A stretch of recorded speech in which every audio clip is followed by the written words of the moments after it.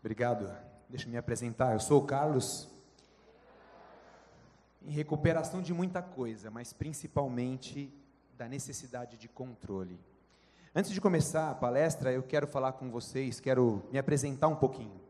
Eu frequento a IBAB desde 2001, quando a IBAB ainda era na tenda. Eu participei de um ministério aqui, na liderança de um ministério que deu origem ao que hoje é o IBAB adulto. Se chamava na época MAI. Tem alguém que frequentou o MAI aqui ainda? Ó, tem uns braços ali. Pois é, eu fiquei uns 8 anos participando do MAI. Foi um tempo muito bom. E depois, com o tempo, a IBAB foi padronizando o nome. Sou casado com a Paulinha e tenho uma filhota de 3 anos, que é a Marina. Sou professor de educação física, 25 anos trabalhando com educação física e há 10 anos como psicólogo clínico. Uau, o que tem a ver, né? Uma coisa com outra, muito a ver, muito a ver. É na educação física onde acontecem os maiores conflitos, as maiores neuras, e quem faz educação, aliás, quem já fez educação física, a maioria deve ter feito, já conhece bem quais são os traumas, e ser psicólogo me ajudou muito a trabalhar com os meus alunos. Eu torço para um time que não tem mundial reconhecido pela FIFA, mas tem um mundial reconhecido por todo palmeirense, que é o Mundial de 51, né? Mas tudo bem, um dia a FIFA talvez reconheça, ou a gente ganhe um, não é verdade, palmeirense? Olha, tem um palmeirense aqui na frente para representar. É isso aí. Antes de falar da palestra, eu quero fazer uma breve introdução para talvez contextualizar o que eu vou falar com o Celebrando. Primeiramente, tem uma oração no Celebrando, que é a oração da serenidade, que é maravilhosa. E tem uma parte dessa oração, em especial, que tem muito a ver com o que eu vou falar hoje.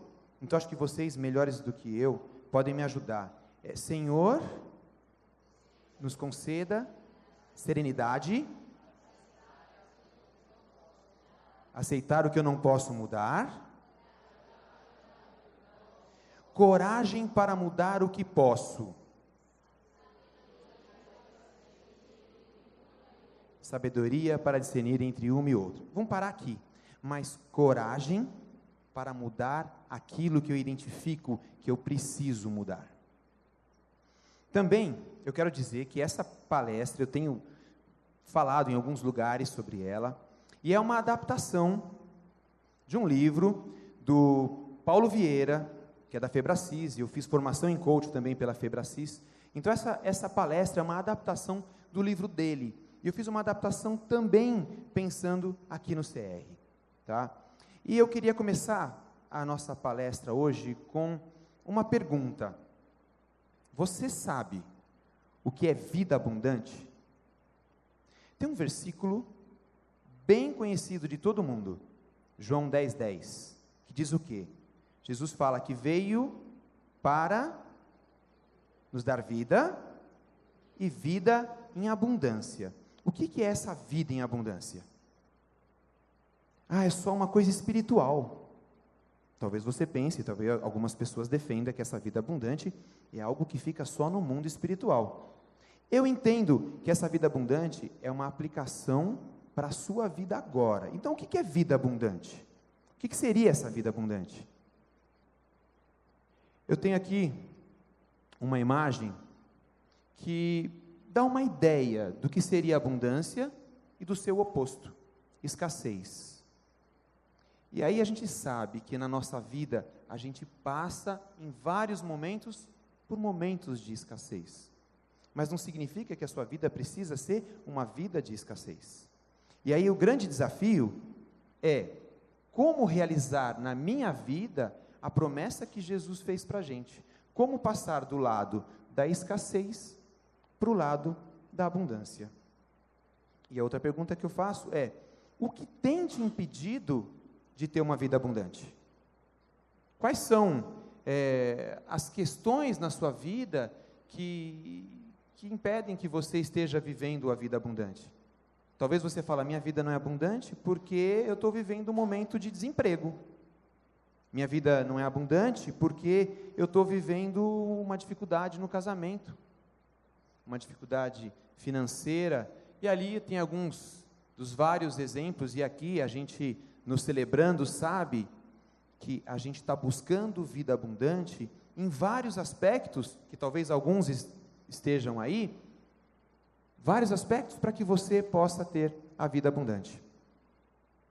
E o que tem te impedido? Ou, se você pudesse mudar alguma coisa, se você pudesse mudar alguém, o que você mudaria?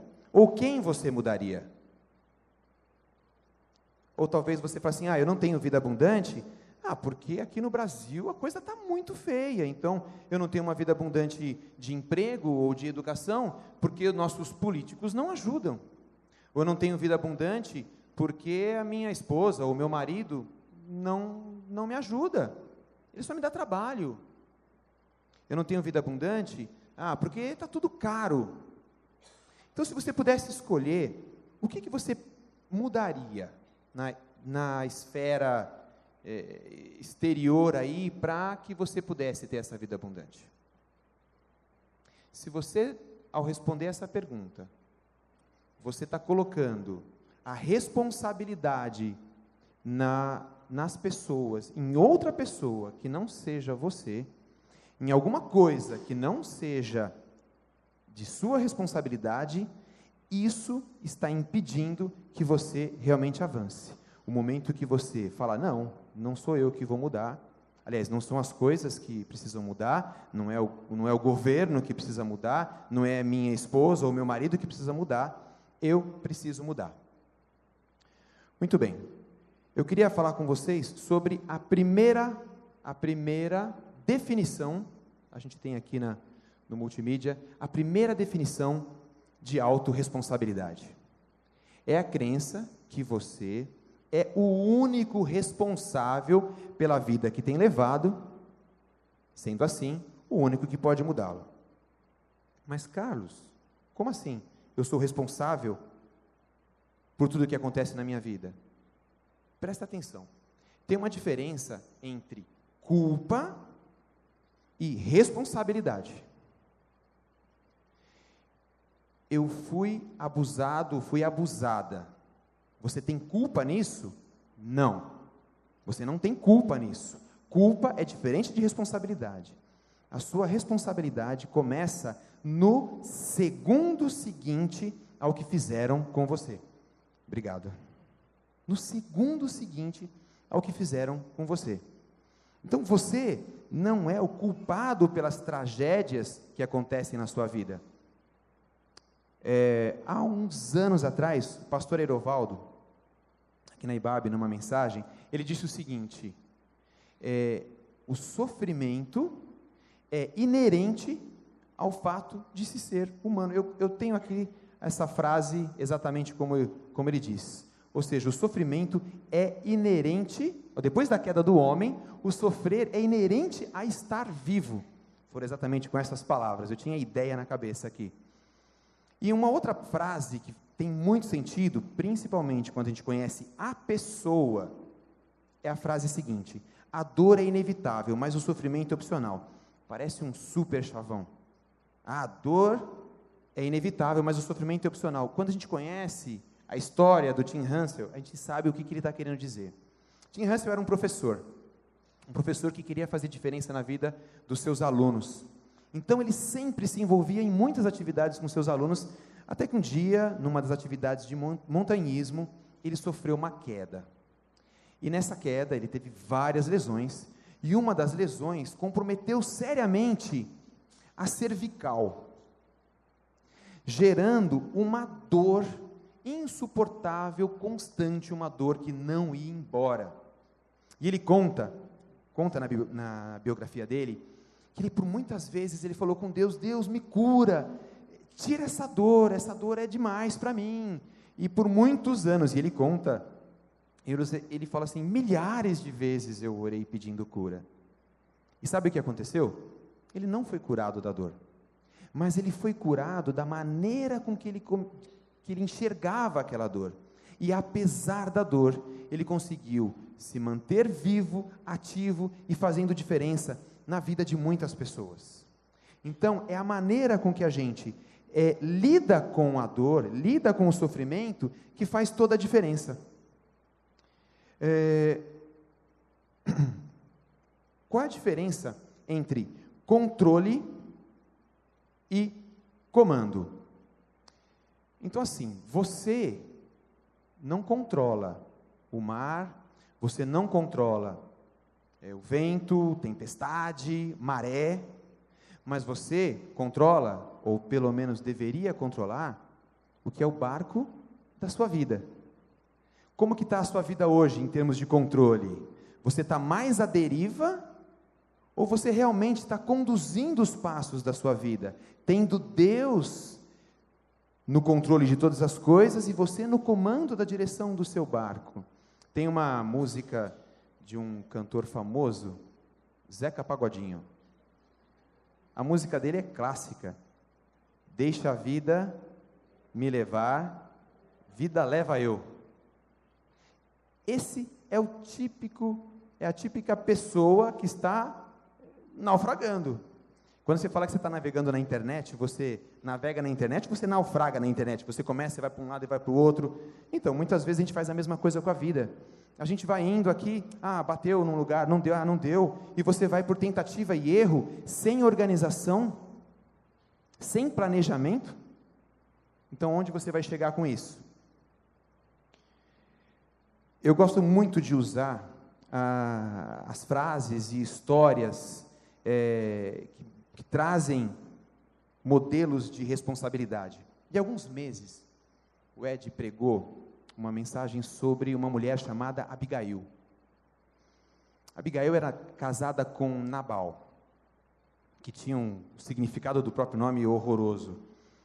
Mas o que aconteceu? Davi, ele estava acampando com seus homens naquele período em que ele fugia de Saul.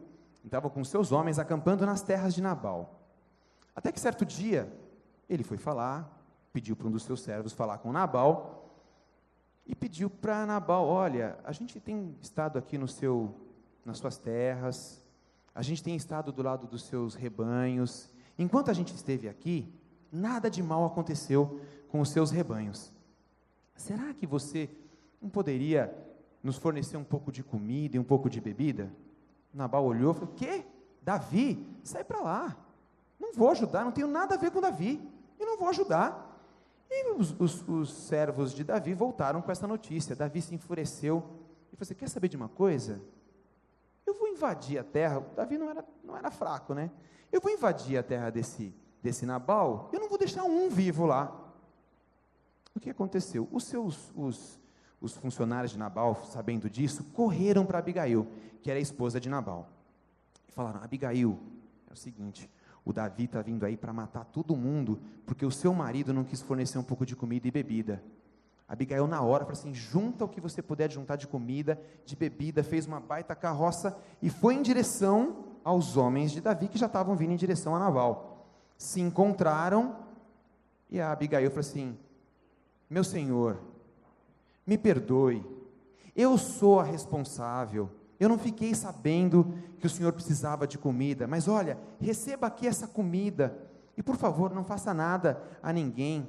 Lembre-se, o senhor será rei, e não precisa carregar a culpa deste sangue sobre suas costas. Então, não dê ouvidos ao meu marido, ele é um tolo, assim como o nome dele já diz. Então aceita essa comida. E aí ela conseguiu acalmar ao Davi. Ou seja, ela assumiu uma responsabilidade que não era dela, mas ela pegou para ela e resolveu. Olha que coisa, né? Davi viveu mais ou menos 800 anos antes de Cristo, e olha que mulher, olha que poder de mulher, né? Então, o empoderamento feminino, inclusive, não é uma coisa de hoje, é uma coisa de cada uma de vocês se empoderar e saber aquilo que é sua responsabilidade. E a Abigail fica sendo um belo exemplo. Nessa mensagem, o Ed disse uma frase que eu marquei, ficou forte para mim: quem é lúcido é responsável. Antes de mostrar o próximo slide, eu queria fazer uma pergunta para vocês. O que aconteceria se você, agora, no momento da sua vida, eu não sei, tem gente aqui de várias idades. Suponha que você esteja na faixa dos 45 anos. Eu estou com 49 agora. Suponha que você esteja na faixa dos 45 anos e você seja preso. E nessa sua prisão, você sabe que você vai ficar lá por 27 anos. Você foi preso, você vai ser preso e sabe, olha, você vai ficar 27 anos preso. O que você faria? Eu imagino, não, você ficaria muito mal. Talvez alguns dissessem, acabou minha vida. Eu com 45, eu com 49, não vou ver a minha filha crescendo. Acabou minha vida, acabou com a minha vida. Pois é, vocês conhecem a história de alguém que aconteceu isso? Que foi preso aos 45 e ficou 27 anos na cadeia? Sabe de que eu estou falando? Olha ele aí. Mandela. Detalhe, o que vocês acham que ele fez durante os 27 anos de cadeia? Ficou lá esperando o tempo passar? Não.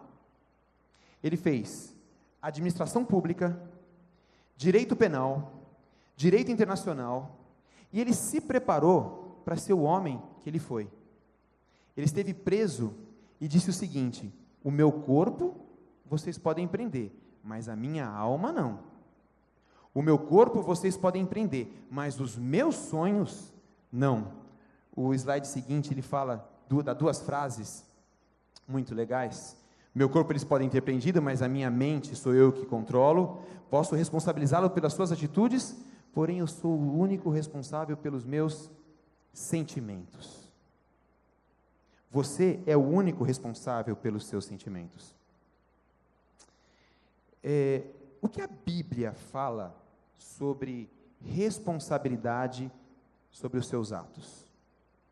Ela fala muita coisa, mas tem um versículo em especial, que é esse que vai estar escrito aí: não se engane, não se deixe enganar, de Deus não se zomba, pois o que o homem semear, isso também colherá. Carlos, eu estou desempregado, a culpa é minha? O que você acha? Carlos, eu estou com um problema no meu casamento, a culpa é minha, a responsabilidade é minha? O que você acha?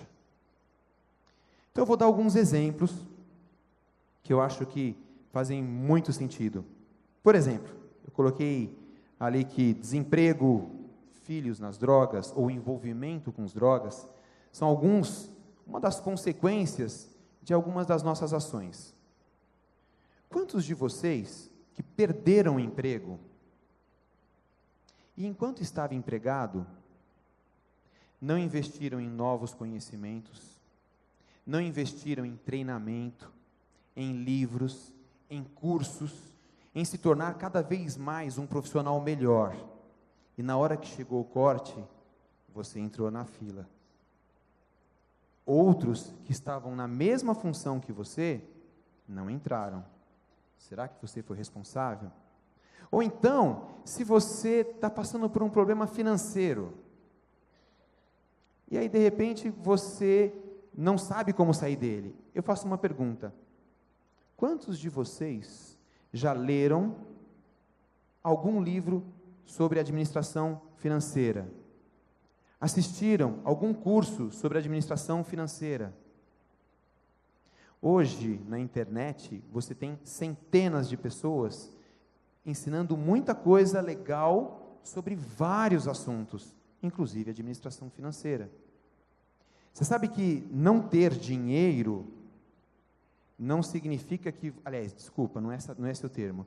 Estar endividado é diferente de não estar trabalhando ou de não ter um bom salário. Muitas pessoas têm ótimos salários e têm dívidas enormes. E eu conheço pessoas que têm salários bem pequenos e têm uma vida financeira super estável. Então a diferença não é o quanto você ganha, a diferença é como você trabalha com o seu dinheiro. Essa é a diferença. Se não fosse assim, a gente não veria tantos jogadores de futebol que ganham milhões, né? Milhares de reais, dólares ou euros, depois passa um tempo que eles terminam a profissão estão falidos, porque não souberam administrar. Então, muitas vezes, estar endividado não é porque você não tem dinheiro, e sim porque você não soube administrar o seu dinheiro. Uma outra coisa que é muito importante para a gente, que eu entendo que faz toda a diferença, é aquilo que nós buscamos conhecer. Existe uma parábola chamada a Caverna de Platão. Quem já ouviu falar? Caverna de Platão. Algumas pessoas já ouviram falar. O que diz essa caverna? Qual a história dessa caverna? Conta que algumas pessoas estavam presas, acorrentadas dentro da caverna, de costas para a entrada da caverna, e a única noção que eles tinham da realidade era as sombras que as pessoas que estavam atrás, na boca da caverna, refletiam no fundo da caverna. Então, eles de frente para o fundo da caverna, vendo aquelas sombras, que era feita por outras pessoas, era a noção que eles tinham da realidade. Conta que uma das pessoas conseguiu sair, e quando viu que lá fora era completamente diferente, não, aquilo que a gente via era só sombra, a realidade é completamente diferente. Ele volta para a caverna e conta para todo mundo, olha, aquilo lá é só uma sombra, aquilo que vocês estão vendo ali na caverna é só sombra. Isso é louco. Claro que não. E as pessoas, na certeza de que estavam certas, elas ficavam com aquela ideia de realidade. E como é que a gente muda a realidade? Como é que a gente muda as nossas crenças? Como é que a gente muda aquilo que conduz a minha vida? Com conhecimento, com estudo. O livro de Provérbios, ele é recheado de instruções sobre sabedoria, sobre conhecimento. Uma das passagens conta que ter sabedoria, ou saber as coisas, é mais importante do que o próprio ouro e a prata. Em outras situações, busque o conhecimento, é importante o conhecimento. O quanto você tem investido em conhecimento? O quanto você, que é um profissional, tem investido na sua carreira? O quanto que você, que é marido ou mulher, tem buscado ler livros sobre relacionamento conjugal? Eu gostaria de contar uma história de uma mulher. Ela foi uma abolicionista. O nome dela, coloca para mim ali, o slide, por gentileza. Harriet Tubman. Ela morreu em 1912, 1916, alguma coisa assim. E ela disse o seguinte: libertei 1000 escravos, e eu poderia ter libertado mais 1000 se eles soubessem que eram escravos. O que ela quis dizer com isso? Que muita gente não saiu da escravidão porque sequer se considerava escravo. Ou seja, ele olhava para o fundo da caverna, e a imagem que ele tinha daquela realidade é que, não, isso não é escravidão. Um outro autor que eu gosto muito, eu recomendo muito isso esse autor no consultório, é o Viktor Frankl. Ele escreveu o livro Em Busca de Sentido. Para quem não conhece a história dele, ele viveu o Holocausto. Ele foi retirado da família, filhos, esposa, pais, e foi levado para os mais diferentes campos de concentração. E ele se manteve vivo por alguns motivos. Quem leu esse livro, Em Busca de Sentido, sentiu um pouquinho qual foi a dificuldade que ele e muitos milhares passaram, mas o que o diferenciou de tantos outros que não saíram de lá foi objetivo. Ele tinha objetivos em mente. Esse objetivo o conduziu para fora de lá. E ele conta que querer sobreviver era um objetivo, salvar o maior número possível de pessoas e aprender o máximo que ele podia aprender naquela situação, isso o manteve vivo. Além disso, é claro, ele tinha o desejo que não se concretizou, de encontrar com sua família novamente. Ele perdeu todos. Mas uma das coisas que ele conta no livro é que ele se imaginava diante de uma plateia, contando as experiências do Holocausto e ensinando muitas pessoas e ajudando muitas pessoas com aquela experiência dele. O objetivo o manteve vivo. Pessoas que não tinham esses objetivos, ou algum objetivo, se entregavam. Quando se entregavam, não se alimentavam. Quando não se alimentavam, não tinha força para trabalhar. Não tendo força para trabalhar, quando chegava na fila da inspeção, você para lá, você para lá. Os que iam para lá, morriam.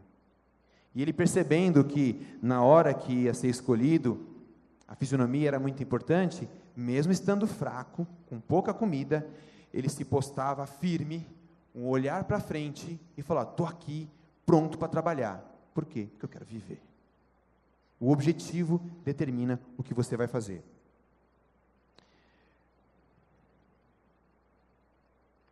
Queria falar agora sobre as 4 armadilhas que nos impedem de avançar, de ser mais responsável, de fazer diferença na nossa vida. A primeira delas é arrogância e prepotência. E essa aqui, eu quero falar principalmente com os homens. Eu quero dar um exemplo para vocês, da minha vida. Eu estou no meu 2º casamento. Estou casado com a Paulinha há 14 anos. Mas no meu primeiro casamento, eu me casei muito cedo, fiquei casado por 5 anos. Quando eu me separei, as pessoas ficaram muito surpresas com aquela separação. Como assim vocês se separaram? Vocês eram, nossa, um casal lindo, o famoso casal 20. Como assim vocês se separaram? Sabe o que acontecia? A gente estava passando por dificuldades dentro do casamento, e eu falava para mim mesmo: eu dou conta, eu não preciso contar para ninguém. Para falar a verdade, ela foi fazer terapia, eu não. Eu dou conta, imagina, por que eu vou falar? E o resultado foi o que foi. E quando eu falo para nós, homens, eu vou falar uma coisa: homens falam pouco de si.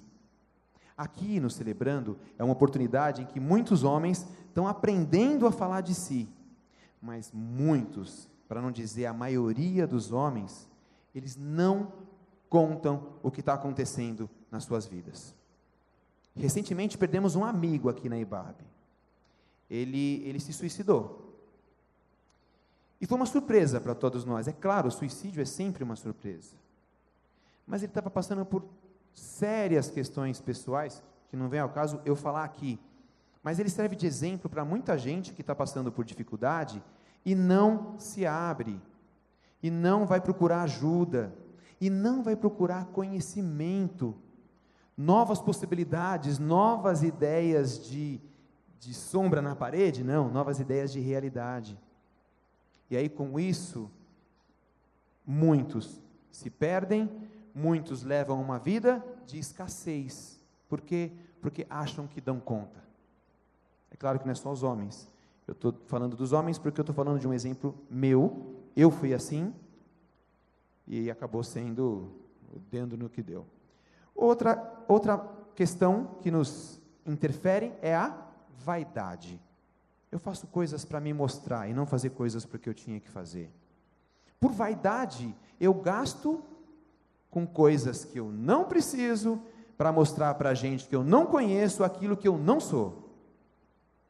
Me desculpem todos aqueles que usam iPhone, mas eu gosto de dar esse exemplo. Eu gosto de dar até porque eu não tenho um iPhone. Mas eu estava, um dia desses, no hall do prédio onde eu moro. Eu estava aguardando uma pessoa e um funcionário, um faxineiro, estava lá limpando os vidros do prédio. E eu fiquei olhando, o telefone tocou. Quando o telefone tocou, eu estava com um iPhone. Eu falei, iPhone? Ou seja, precisa trabalhar 3 meses para comprar um celular, e o cara tem o celular.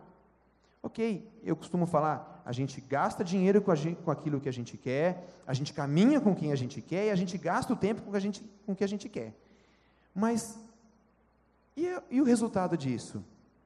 Eu não vou perguntar aqui quantos aqui estão passando por algum tipo de problema financeiro, mas se você é um desses, e desculpa, você está com um iPhone de última geração no bolso, desculpa, um dos motivos está no seu bolso. Então a gente tem que saber muito bem por que a gente faz as coisas e não por vaidade. O terceiro motivo que nos impede de avançar é o atalho. O atalho. O que é o atalho, gente?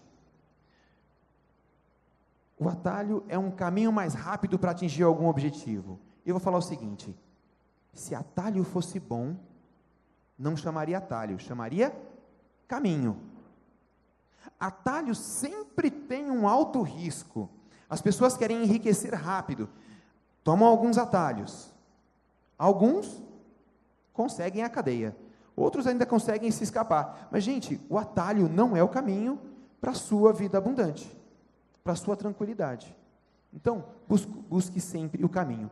E o quarto e último, que é a zona de conforto. E a zona de conforto, eu quero falar de um assunto, que é um assunto que nós, da educação física, sempre falamos. As pessoas sempre, quando eu falo que eu sou da educação física, as pessoas pedem dica de atividade física, pedem orientação assim. Resumo, eu quero falar sobre saúde. Se tem um tema em que a zona de conforto pega pesado, esse tema é a saúde. Por quê? Zona de conforto é a academia ou a televisão?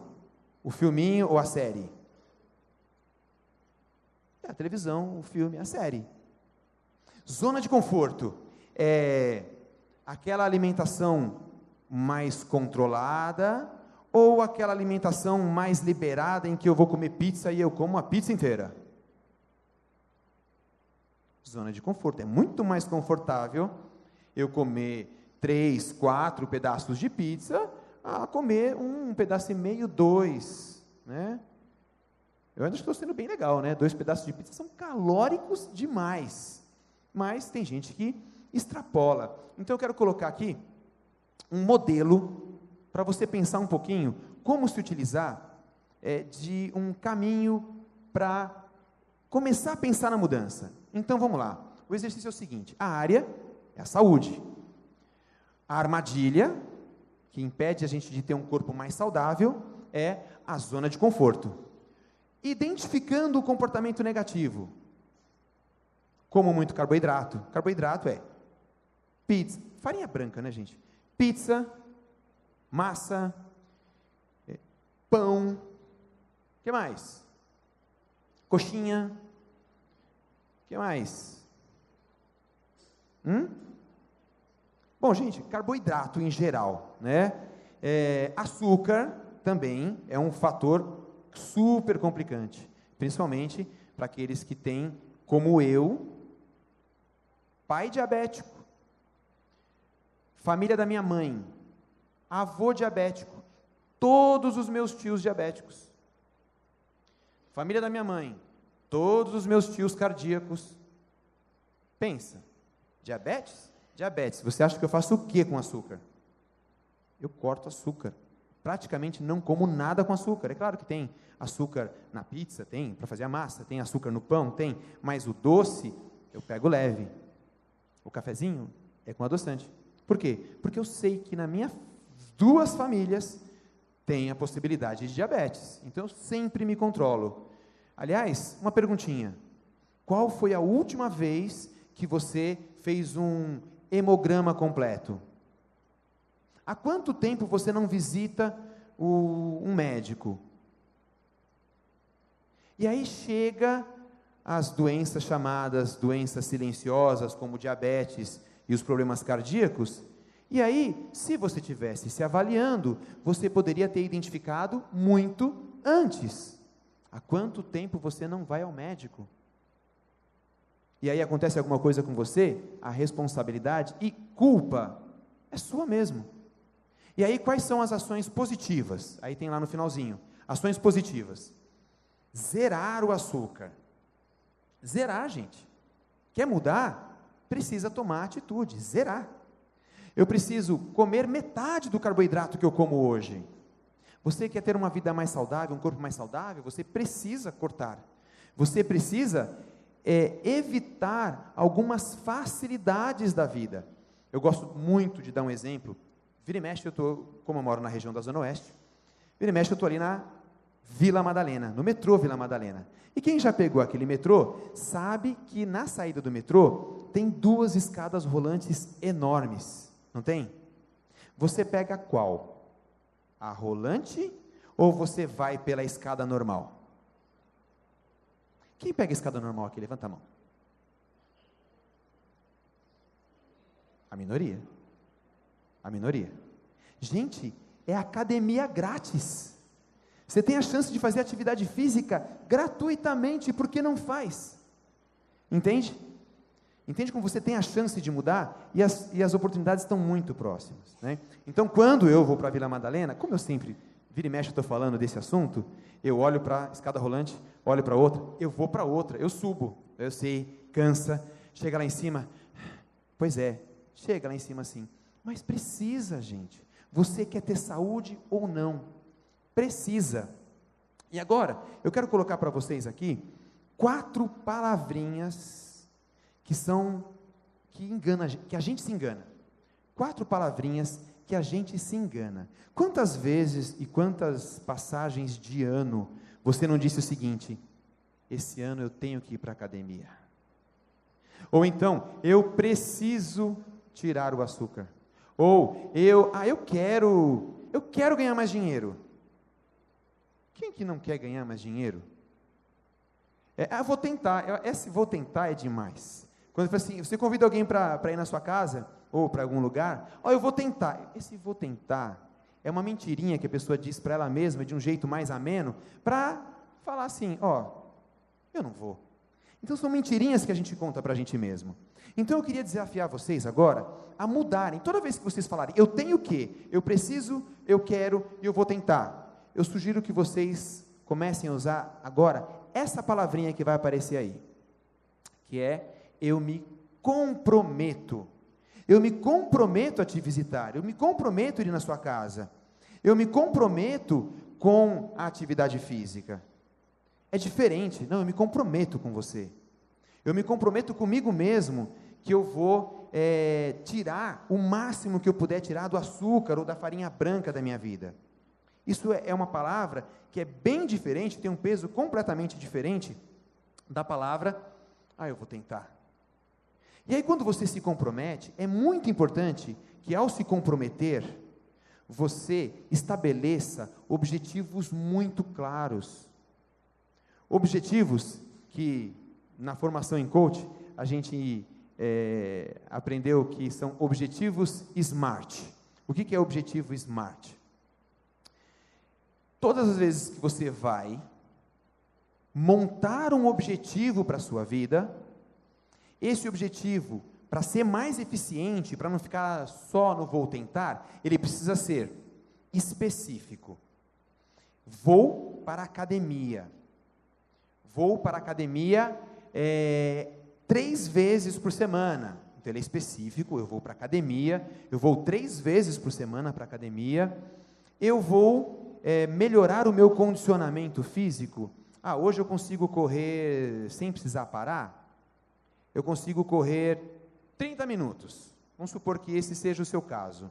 O meu objetivo é correr 60 minutos. Aliás, eu quero correr 10 quilômetros em 60 minutos. Uau! 6 minutos o quilômetro é um belo ritmo. A gente chama um belo pace, né? Então você vai para a academia, você quer melhorar o seu condicionamento físico, eu quero ir 3 vezes para a academia, eu quero melhorar o meu condicionamento físico de 30 minutos para 60 minutos, olha como vai sendo específico. O que mais? Volta aí para mim. Relevante, tem que ter importância para você. Eu, conseguindo correr 10 quilômetros, eu vou entender que o meu condicionamento físico está bom, e eu vou saber que eu estou com uma boa qualidade de vida. E quando? Nos próximos 50 anos. Não. Eu vou conseguir atingir esse nível em 6 meses, porque eu quero correr uma prova X lá de 10K. Então, se você conseguir estabelecer metas bem específicas, fica mais fácil. Se você puder visualizar isso, então, eu vou colocar o meu comprometimento num lugar onde eu possa ver todos os dias. Então, você vai fazer a seguinte frase. Você vai escrever: eu, Carlos, me comprometo a, pegando o exemplo que eu estava, ir à academia 3 vezes por semana, dobrar a minha capacidade de corrida em 30 minutos. Por quê? Porque isso é importante, eu vou entender que eu vou estar com uma qualidade de vida melhor, e eu quero atingir isso até junho. Então eu estabeleci aí 5 meses. Em junho eu completo 50 anos. Então, ao chegar nos meus 50 anos, eu quero correr 10 quilômetros em 1 hora. Essa é a ideia. E para a gente finalizar, eu queria deixar aqui para vocês algumas dicas, algumas ideias. Como disse, não são ideias minhas, são ideias do livro do Paulo Vieira, sobre autorresponsabilidade. Ao invés de criticar, fique em silêncio. Ao invés de reclamar, dê sugestão. Ao invés de buscar culpados, busque solução. A minha mulher sofre um pouquinho comigo nesse aspecto. Porque vira e mexe, ela vem com um problema. Ok, legal, você identificou o problema. Agora, qual é a solução? Vamos para a solução? Né? Ela olha para mim, tá, vamos para a solução. Ao invés de se fazer de vítima, faça-se de vencedor. Você não precisa se vitimizar. Ao invés de justificar seus erros, aprenda com eles. Eu costumo dizer o seguinte para os meus pacientes: a gente olha para o passado de uma maneira adequada para 2 coisas. Uma, para aprender com ele. Aprender o que eu errei. Eu terminei um relacionamento. Aonde eu errei? Foi no meu excesso de controle? Foi. Foi no meu excesso de falta de flexibilidade? Foi. O que eu faço com isso? Eu me comprometo a melhorar nesses aspectos. Então eu olho para o passado para aprender com ele. E eu olho para o meu passado também para celebrar. Eu celebro o passado. O que passar disso se torna disfuncional. Se eu ficar olhando para o passado só para me lamentar, isso vai fazer mal para mim. Não vai me ajudar em nada me lamentar. Eu aprendi com os meus erros, aprendi. Celebro o que eu tenho que celebrar, celebro. Então eu olho para frente para poder viver bem o meu presente. Para viver com abundância. E por último, a última, ao invés de julgar as pessoas, julgue apenas suas atitudes e comportamentos. Você consegue lidar com a pessoa em separado das atitudes, recebendo com empatia, com amor e para ajudar aonde for ajudar. Então esse é o meu desafio para vocês hoje. Eu tentei falar no ritmo que era possível, e eu sei que depois que tiver o tempo de grupos aqui, aí se alguém tiver alguma dúvida, também tem aqui o meu contato. Pode mandar para o meu WhatsApp, perguntas. Carlos, eu estou passando por tal coisa, tem alguma dica? No que for possível, vou poder ajudar. Livros que eu recomendo. Pode usar o WhatsApp para perguntar. Então, Em Busca de Sentido, do Viktor Frankl, livro que eu acho muito legal na vida financeira, me ajudou demais. Pai Rico, Pai Pobre. Livro que eu indico muito meus pacientes para falar sobre perdão. Um homem que caminhou junto com o Mandela, Desmond Tutu, escreveu o livro do perdão, espetacular. Então, gente, busque conhecimento e trace objetivos que sejam alcançáveis, e eu tenho certeza que você vai começar a caminhar, se é que você já não está caminhando nesse sentido, para uma vida cada vez mais abundante. Amém? Que Deus abençoe.